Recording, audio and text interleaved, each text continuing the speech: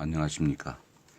지금부터 지도자, 코치, 팀의 리더, 트레이너를 위한 성공 리더의 7가지 조건이라는 책을 한번 소개하도록 하겠습니다. 이 책에서는 특별히 진실과 신뢰 그리고 효율적 인간관계라는 이런 명제에서 인간관계에서 정직하게 직접 말하기를 두려워하는 이유는 무엇일까? 높은 성과를 이끌어낼 수 있는 효율적인 관계를 수립하는 것은 무엇일까? 팀원의 능력을 최대한 발휘하도록 하는 피드백은 언제 어떻게 하는 것인가는 이런 질문에 대해서 대답하는 형태로 이 책이 구성되어 있습니다. 그래서 성공 리더의 7가지 조건에 먼저 이 추천하는 그런 좋은 평을 볼 것 같으면은 개인과 팀 그리고 조직 관계의 개선을 위한 방향을 제시해 줄 뿐만 아니라 실천을 위한 안내자 역할을 해주는 책입니다.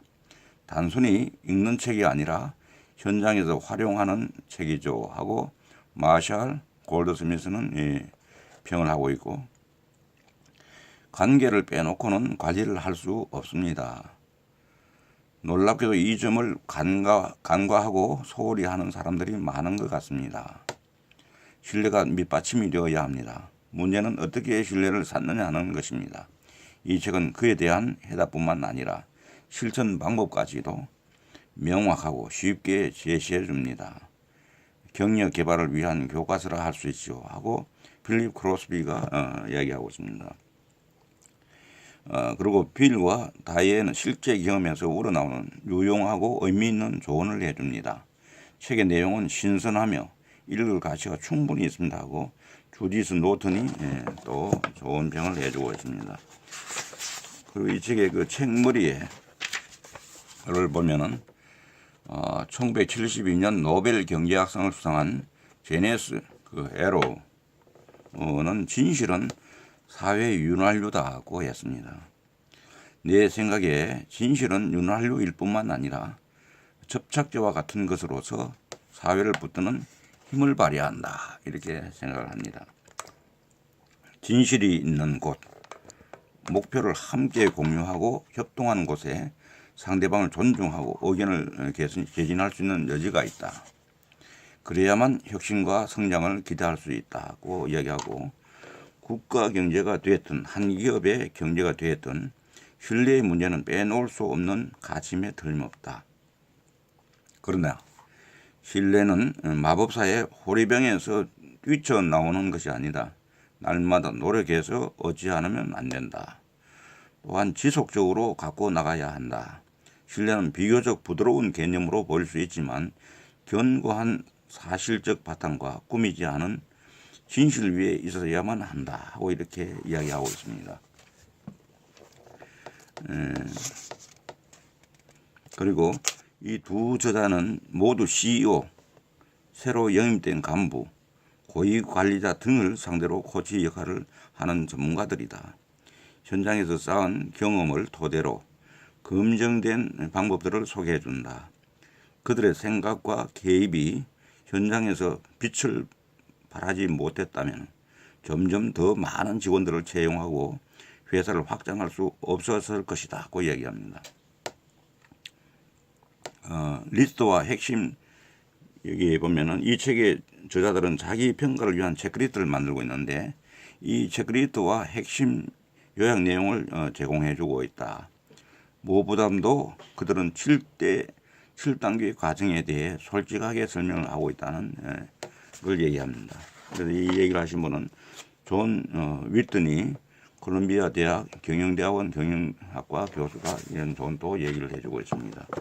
그래서 여기는 보면 구성이 1장 코치식 관리법, 2장 관리자와 사원의 관계, 3장 신뢰 중심 관리의 7단계 과정,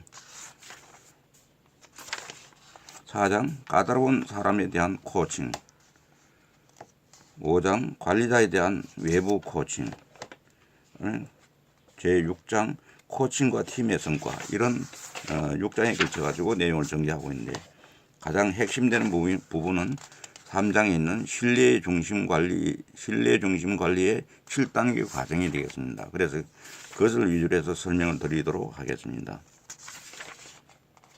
먼저 이 책을 읽어야 할 사람은 어떤 사람이냐.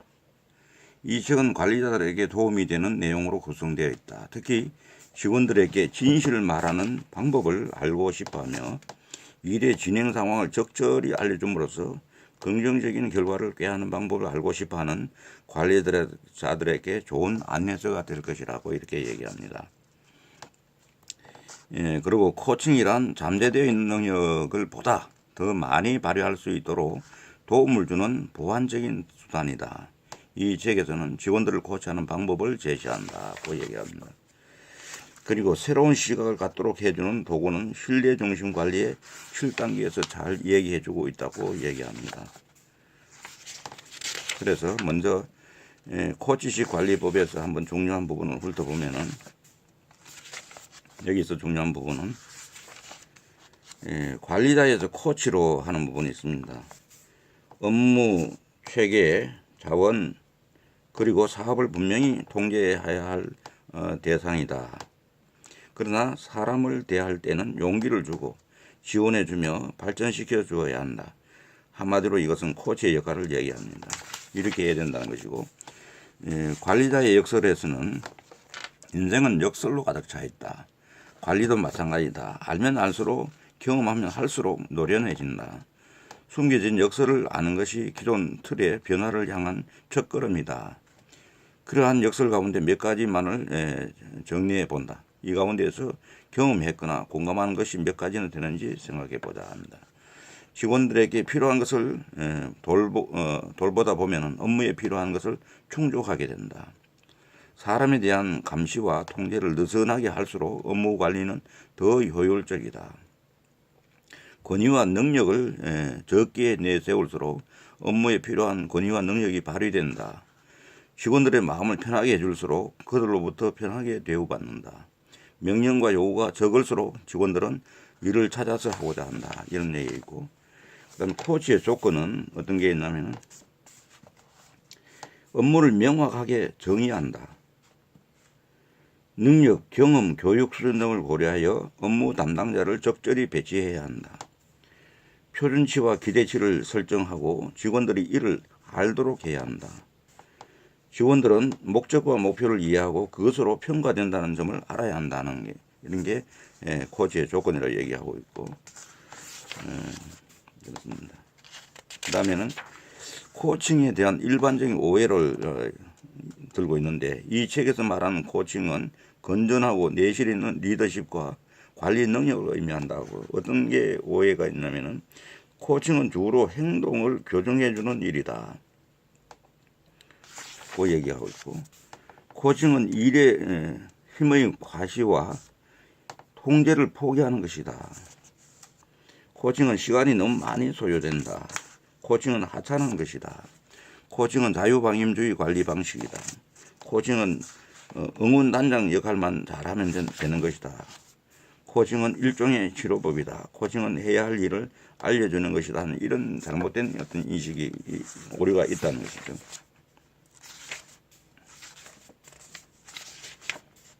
그 다음에는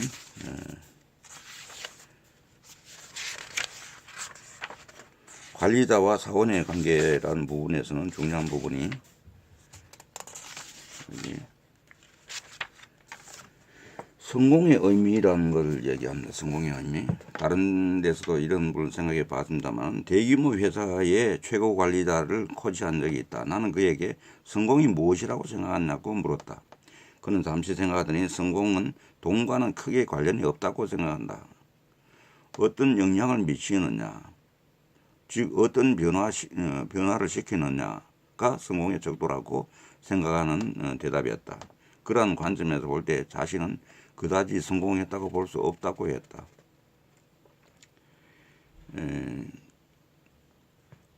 성공하는 방법, 즉 영향을 미치는 방법은 결코 어렵지 않다는 것을 알게 되었다. 자신이 이끌고 있는 직원들에게 정신적 도움을 주고 용기를 주는 것이 바로 성공의 길이라는 것을 점을 알게 된 것이다. 이런 내용이 나옵니다. 그 다음에는 건강한 관계의 특성은 어떤 게 있는가 보면은 인간관계는 놀이 공간에서도 맺어진다. 필요한 사람은 필요한 사항은 서로 알리고 또한 존중한다. 시간을 드리고 주의를 기울여야 한다. 그래서 이 관계가 형성된다는 것이죠. 그 다음에 또 책임과 권한에서는 뭐 여기에 관리자의 책임, 사원의 책임 이런 것들이 나옵니다. 그래서 이런 것을 잠깐 보고서는 바로 여기 제가 중요하게 생각하는 부분으로 바로 들어가도록 하겠습니다. 그게 어디 있냐면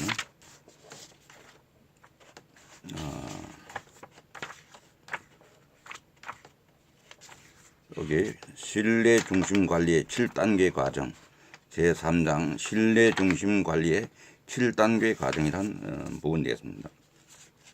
먼저 1단계 진실의 추구 단계. 사실을 수집하고 객관적으로 관찰한 다음 사람을 분석하는 단계입니다. 사람들을 파악하고 그들의 성과를 관찰하려고 할 때는 그들에게 일종의 피드백을 주어 성과를 향상시키고 신뢰를 구축하겠다는 자세를 갖추고 있어야 한다. 성서에 이런 말이 있다. 진리를 알면 진리가 너희를 자유롭게 하리라. 이것은 코칭에 관한 모든 것을 함축한 말이다. 사람들이 자신의 결점을 포함하여 자신에 관한 진실을 발견하고 감사 안음으로써 변화하고 성장할 수 있도록 도와주는 것이 코칭이다. 이렇게 얘기하고 있습니다.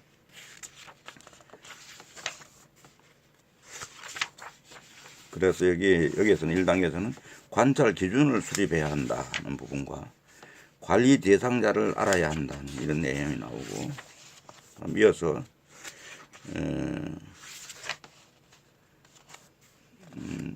여기서는 이제 제2장에서 언급했듯이 좋은 관리자가 되려면 스스로 한 발 물러서서 생각할 수 있어야 한다. 투명하게 사람들을 볼 줄 알아야 한다.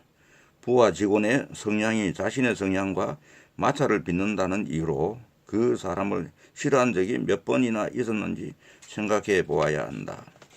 외모가 마음에 안 든다는 이유로 싫어한 적은 없는가? 인종이 다르다는 이유로 싫어한 적은 없는가? 개인적으로 좋아하고 싫어하는 점 때문에 부하 직원들의 인사 고과를 평가할 때 알게 모르게 영향을 끼치지 않았다고 자신에게 말할 수 있는가? 이런 질문에 우리가 답변을 할 수 있어야 되겠죠.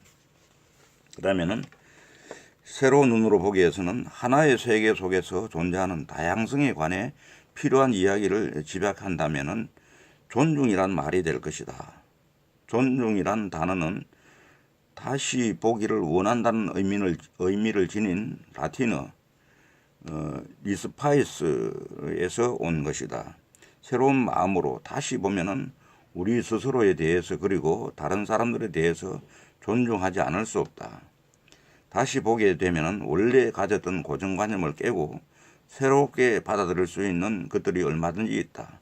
새로운 눈으로 사람들을 보면 내가 원하는 색깔로 착색되어 보이던 사람들도 원래 그들이 지니고 있는 고유한 색깔로 다시 볼 수 있다. 이렇게 합니다.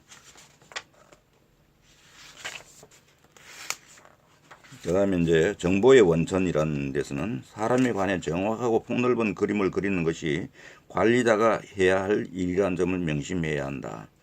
사람을 효과적으로 코치하는 데 필요한 3가지 주요 정보는 첫째, 자신이 직접 관찰한 모습, 둘째, 다른 사람들의 눈에 비친 모습, 셋째, 공식적인 평가 수단을 통해 본 모습 등이다. 이러한 정보를 특정한 사람에게만 이존하면 온전히 그림을 얻을 수 없을 것이다. 사람에 관한 정보의 성과에 관한 정보를 함께 얻어야 한다. 혼자 관찰한 사실만으로는 부족하다. 관리자 앞에서 보이는 모습과 직원들 사이에서 보이는 모습이 180도 다를 수도 있다고 얘기합니다. 매의 눈으로 관찰하라는 부분에 대해서는 둘러보는 경영, 이게 Managing by Walking Around라는 이라는 용어는 관리자가 사무실을 벗어나 현장에서 진행되고 있는 상황을 파악하는 관리 방식을 말한다. 그렇게 해서 보다 더 정확하게 볼 수 있어야 한다는 얘기죠. 그리고 좋은 관찰자의 특징은 어떤 게 있는가? 항상 눈과 귀를 열어두고 있다. 작은 뉘앙스에라도 놓치지 않는다. 관찰하는 도중에는 평가하지 않는다. 우선 그저 보이는 것을 받아들여야 한다. 마음에는 늘 배경 상황과 큰 그림을 담고 있어야 한다. 말을 너무 많이 함으로써 분위기를 흐려뜨리지 않는다. 늘 열린 마음으로 관찰하고 과거 경험의 색깔로 현재 생각을 착색하지 않는다. 사람들의 직관을 함께 느끼려고 노력한다. 관찰한 내용을 이해하는 데 도움이 될 만한 질문을 능숙하게 한다. 의심되는 부분은 상대방에게 유리한 쪽으로 해석한다. 마지막이 좀 마음에 드네.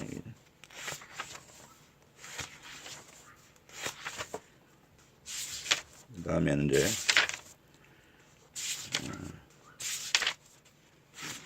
2단계로 넘어갑니다. 2단계는 피드백 단계입니다. 피드백 단계. 도움을 주고자 하는 입장에서 보고 느끼고 생각한 점을 말해주는 것입니다. 피드백식인 거죠.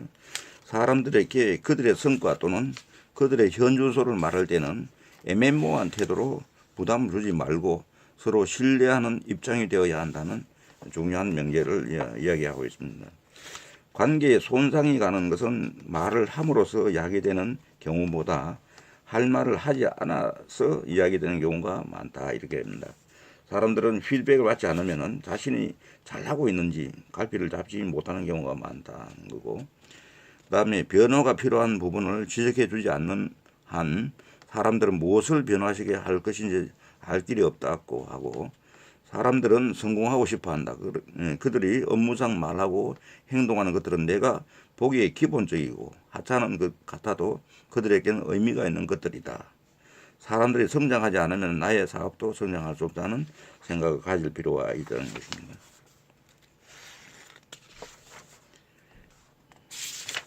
그 다음에는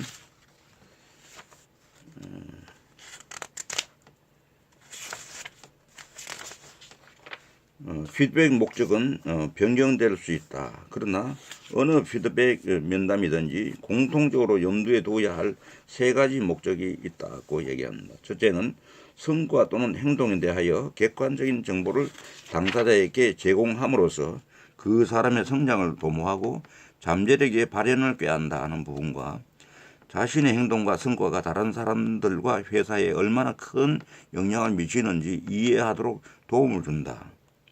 자부심과 자신감을 가급적 많이 갖도록 도와준다는 이런 그 피드백의 공동적인 목적을 염두에 두어야 된다고 하는 이야기입니다. 그리고 여기도 보면 단계가 단계를 설정하는 단계와 보고 느끼고 생각하는 바를 말하고 하는 단계와 참여 유도 단계, 방향 제시와 핵심을 지적하는 단계, 이런 단계들로 생각할 수가 있다는 것입니다. 그 다음에는 이제 제3단계 비전과 계획 만들기. 최선을 다해 추구할 수 있는 비전을 제시하고 그것을 실현하기 위한 계획을 수립한다는 단계입니다. 여기에서는 사람들에게 도움을 줄 때는 그들이 달성할 수 있는 바람직한 성과를 내다보고 그들이 목적을 이룰 수 있는 길을 제시한다. 사람들은 그들의 관심사를 깊이 이해하고 있는 관리자를 신뢰한다고 하는 그 얘기입니다.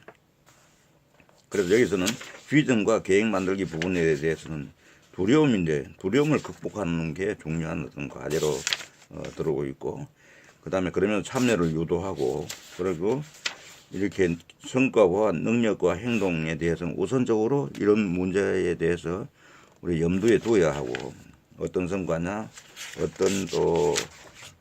어떤 능력을 기대하느냐, 어떤 행동이 필요하냐, 이런 데 대해서는 사전에 우선적인 문제로 우리가 염두에 둬야 된다는 부분과, 그 다음에 계획을 준비하고, 그 다음에 미래를 지향하고, 현실 평가와 격차를 분석하고 하는 이런 단계들을 거쳐서 이 단계에서는 이루어진다 이렇게 설명을 하고 있습니다. 구체적으로는 여기 상세하게 그런 내용들이 하나하나 설명되고 있습니다. 그 다음에는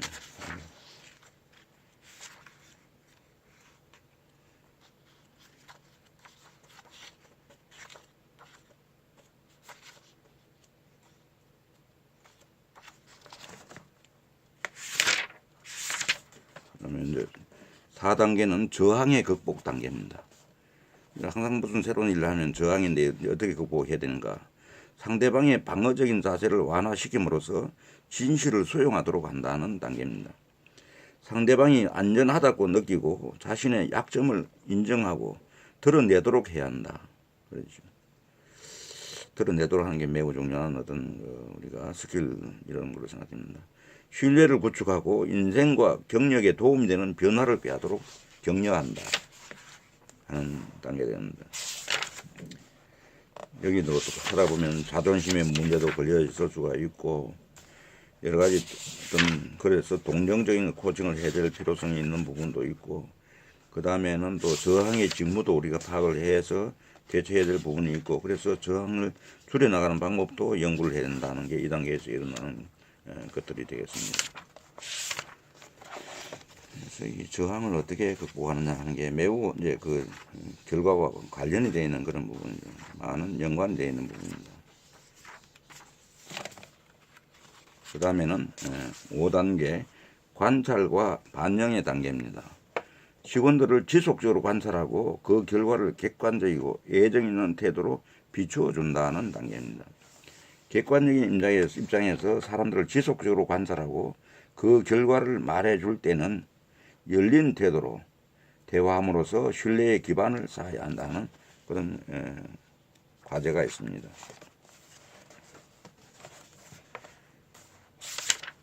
그 다음에 관찰의 기본이라든지 관찰 대상을 어떤 것으로 할 것인가. 이렇게 관찰 대상은 두 가지 점을 염두에 둬야 한다고 합니다. 첫째는 상대방을 더 잘 이해할 수 있도록 해주는 정보가 무엇인가. 상대방이 자신을 더 잘 이해할 수 있도록 반영해 줄 당사자의 행동은 어떤 것인가 하는 걸 우리가 먼저 식별할 필요가 있다는 얘기입니다. 그러고 난 뒤에 타인의 피드백과 상황을 고려해야 된다는 부분과 또 계획을 필요할 때는 계획을 갱신해야 된다는 이런 부분들이 다르겠습니다. 그 다음에 6단계에서는 가르침과 안내 부분입니다. 배울 수 있도록 도움을 주고 객관적인 입장에서 지켜본다는 단계입니다.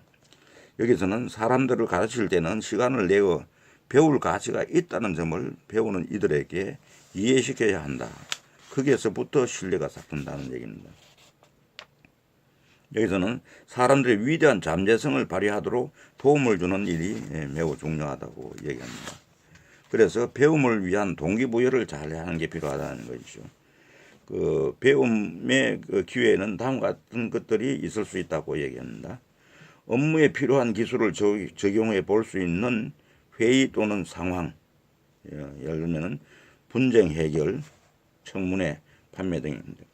특정 분야의 전문가 또는 특정 분야에서 탁월한 힘을 발휘하는 사람들을 관찰하기. 그 다음에는 회사 내부 또는 외부에서 특정 분야에 정통한 사람을 찾아 질문하기. 긴장되거나 힘겨운 상황. 발전 계획에 들어있는 중요 사항에 대하여 지식을 제공하는 학습 기회, 서적, 테이프 등 다른 사람들에게 현장에서 피드백 요청하기입니다. 그리고 각각의 배움의 기회에 대하여 코치는 다음과 같은 사항들을 강조합니다. 잘 듣고 관찰하며 연습한다. 핵심적인 교훈이 무엇인지 정리한다. 배운 것을 실행한다. 본받을 점이 무엇인지 정리해보고 본인이 개선할 수 있는 부분은 무엇인지 정리한다. 새로 배운 것을 적용하거나 실천해보고 배움의 단계를 반복한다. 여기서는 누가 말했듯이 연습만으로는 완벽해질 수 없으며 완벽한 연습을 통해서 비로소 완벽해진다. 이런 얘기를 하고 그리고 여기서는 제대로 배우는지 파악을 하는 게 중요하고 뭐 기술의 개발도 같이 따라가야 한다.